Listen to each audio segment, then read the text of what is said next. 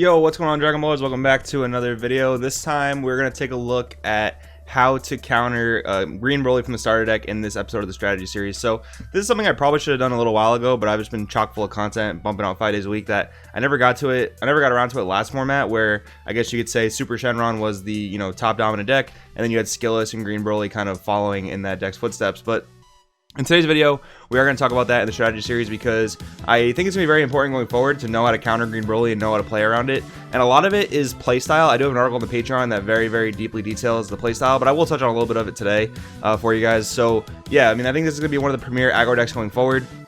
I think it's going to be very important to know how to play around it, because the deck is very good. The deck is very good, but the deck is very fair, and I've said that throughout several videos and several different platforms. The deck is very fair, and the deck is very beatable. You just got to kind of know what you're doing, but there are some cards that really help with it. Like when I play Skillous, for example, I needed like a 6 to 8 card side deck to beat the deck, more easily, but you can do it with just main decking. So real quick, you should know the playstyle of that deck before we do kind of get into how to beat it, right? So the green Broly deck is very aggressive. You're putting out 4 drops, 6 drops, and 8 drops by as early as turn 2, turn 3.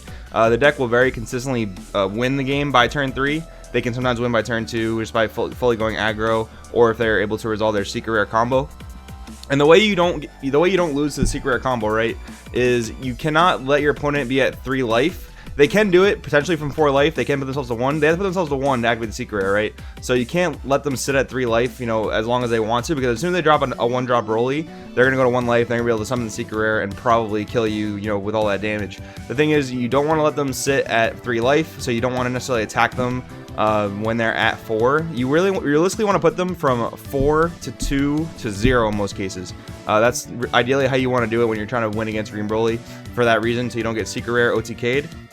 The other thing is, don't leave an open board unless you absolutely have to. And what I mean by an open board is, don't leave a guy on the board that your opponent can easily use their leader effect to pop, because you want to make them do all the work themselves in order to keep popping their battle cards so that they can go up to the secret rare chain, because they're going to be, if they have it in their hand on turn 2, they're going to be playing for it usually, unless they know that they realistically can't do it. But yeah, if you leave any guy on the board that can be popped by the Broly's leader effect, choose one of his battle cards and one of your battle cards, pop them both.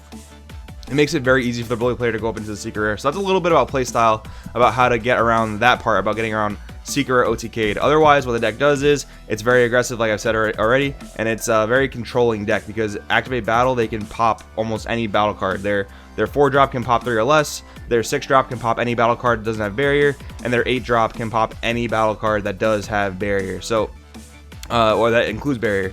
So you have to play around that. You have to know basically how to force them to use their Broly pops, right? And the best thing to do that with are decks that go wide. Like in my experience, when I used to play the Skillous deck, the deck is able to go rather wide. So you would have the ability to bait out their 1 or 2 Broly pops, bait out their Cold Bloodlust, bait out their Nimbus, and then you can just go for game. Like I said, from 4 to 2 to 0 in an ideal world.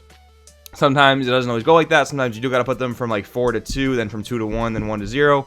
But you have to just kind of figure that out, and you have to be able to go wide enough to bait out the Broly pops. But that's the other thing I mentioned very briefly, is that against the green Broly deck, there's a lot of things you got to play around. You got to play on the Broly pops, you got to play around Shocking Death Ball, you got to play around Nimbus in some cases, you got to play around Cold Bloodlust. The deck is very controlling in the sense that it gives the opponent a lot of things they have to keep in mind, a lot of things they have to play around, and it punishes those opponents who don't know how to play around it. So hopefully this video will help you out a little bit. Hopefully I give you some decent tips and pointers in the beginning. But now what we're going to do is we're going to go over some specific cards and specific decks that are going to help you beat the green Broly matchup, right? So here we have the Gogeta leader from the Broly Pack 1. Came out the same as the yellow Broly leader, although we're not talking about the yellow Broly leader here, we're talking about the green Broly leader from the starter deck. So the blue Gogeta leader from that Broly pack is very good against the green Broly deck because of the leader's Awaken ability. So he has an activate main that says pay 2 energy, and it is not once per turn. Choose one of your opponent's battle cards and place it at the bottom of the owner's deck. And that's another reason why the green Broly deck is very fair. None of their Brolys have barrier, right? So this leader inherently answers the Broly chain, and once you do ramp with the Veku, if you guys know about how the Gogeta Veku deck works, you're gonna have a ton of energy to just constantly spin their battle cards to the bottom of the deck, and they can rank up as much as they want. But if you're able to pay 4 energy to get rid of 2 battle cards, they're probably not going to have a Broly on board after that. And the other thing you have to keep in mind too is they're only ever going to have a hand of 6 battle cards, or 6 cards rather, usually. So that means they're going to have to use 1 or 2 for each Broly pop. And if they want to rank up during your own turn, when you're trying to be offensive against them, they're gonna have to discard cards to do that. So usually it's never advantageous for the green Broly player to rank up during the opponent's turn, because that means they're going to lose 3 cards out of their hand and only have like maybe 1 or 2 more left for the Broly Pop and to play defense with. So that's another way you can do. You have to manipulate your opponent's hand in that sense. It's almost like you're playing a hand control deck, but you're not actually playing hand control. You're just trying to make your opponent do suboptimal things during your own turn.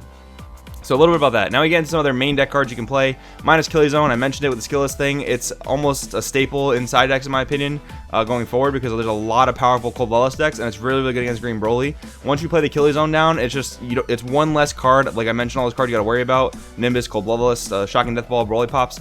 Playing the Killy Zone and drawing a new card, it just cycles through your deck, and it means that you don't have to worry about one of those like 4, 5, 6 cards that I mentioned. So it makes the matchup a little bit easier.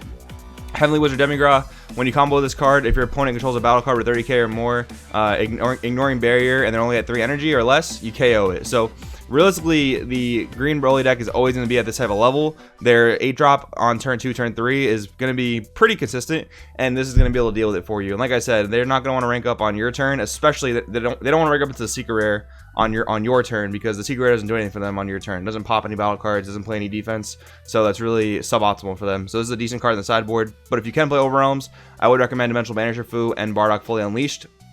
Dimensional Banisher Fu does cost an energy, so it can kind of be difficult to play this card when you're trying to go wide, but it has a lot more flexibility. It can hit a lot more targets, but in a format like we were just in, and maybe like a format we'll be in going forward, Bardock Fully Unleashed might be slightly better, because it just hits all the big things. It hits all your opponent's 6-drop or higher Brolys, and it hits other things like the Ape combo in Baby Vegeta, for example.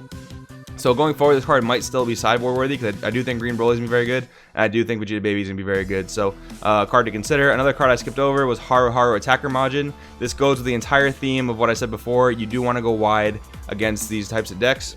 Because you do need to beat out those Broly Pops, you got to get around those Cold Bloodlusts. So ideally, you'll play a 1 or 2 drop to, if depending on what the 1 or 2 drop is, it might bait out the Cold Bloodlust. And then ideally, if you can go for Haru Haru, you'll be able to just populate the board and then go for game. Ideally, so that's what you want to do with Haru Haru.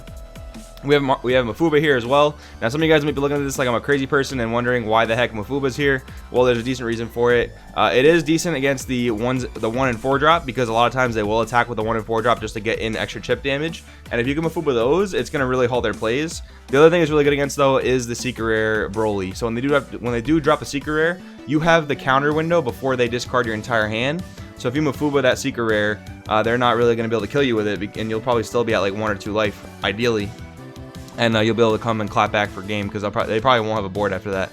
So Mafuba's there for that reason. It's not the first card outside board, but it is an option if you're playing like a very limited deck. And then we have Preface Recovery Son Goku. This kind of just represents like the same thing as Haru Haru, where you have that energy manipulation, so you can go really wide, but it also has barrier. And barrier threats are very, very good against Green Broly, because they only have 1 battle card in their deck that pops barriers, and they're not always going to go into it. Like a lot of times, the Broly players will sit on the 6-drop, so that if you do pop their 6-drop, they can rank up into the 8-drop, right? So barrier threats are very good for that reason. They're not always going to be sitting on the 8-drop, because if they do sit on the 8-drop, that's a very greedy play on their part, and they're not always going to do that. Especially, I would say a better Broly player won't necessarily do that. Now, Janemba, the Janemba deck as a whole is a very hard matchup for Broly for a few reasons. One of which, Janemba decks play a ton of negates, and we, as Broly players, can only go so wide with our board. We can only have 2 battle cards on the board. So basically, there's never going to negate the leader attack, because it's a very small attack. They can out-combo it. And they're going to always negate the big Broly attacks and just never take a bunch of damage. Usually they'll see, anywhere from 4 to 8 negates throughout a game. And that's really, really good against the Green Broly deck. And they might play something like Mafuba. They might play something like Godstrike Beerus to take less damage. And as we're playing the Green Broly deck, we're trying to just draw more and more cards. We just want to combo into a big attack and then redraw our whole hand, right? That's not very good against the Janemba players, because they're going to help us. We're basically helping them mill us out faster, right? So something to keep in mind. Super Saiyan Blue Gogeta Fusion Onslaught. This is a very good card against the deck, because it can't be KO'd, basically. This has more protection against all the Broly battle cards, especially the 8-drop, because like I mentioned before, the 8-drop can pop barriers, so things like Preface are going to be kind of weak in the face of that, but this Gogeta cannot be popped in general. It can't be KO'd, rather. It can be warped, but nothing in the Broly deck really warps, so this is a really good card for that matchup. Then we have the Cold Bloodlust. That's another good card against the Green Broly deck if you're playing a leader that can play it, because when they rank up, if you do Bloodlust, the effect when they come into play for the rank up, they can't rank up again in the same turn, and that means that you can stop the Secret Rare play, or if it's like during your own turn, you can do some crazy shenanigans with Cold Bloodlust and prevent them from really ranking up. Really good card. And the last two defensive cards I have here, Crusher Ball is basically just good as a negate in this deck because they just drop a bunch of big dudes all the time, and especially if you can Crusher Ball the secret rare, you're going to be in a great predicament. You're going to be in a great situation. Just watch out for their Kelly zones. Don't solely rely on the Crusher Ball if you have a feeling they might bring in the minus Kelly zone. Time Magic, once again, it's very similar to Mafuba. It's very, very good against that secret rare. They can only attack with it once, so they hopefully can't OTK you with that.